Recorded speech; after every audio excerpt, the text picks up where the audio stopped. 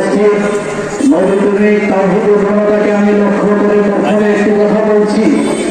আমরা দেখেছি বিগত 15 বছরেরও বেশি সময় ধরে বাংলাদেশের অধিকাংশ মিডিয়াগুলা স্বৈরাচারী শাসকের পক্ষে দালালি করেছে।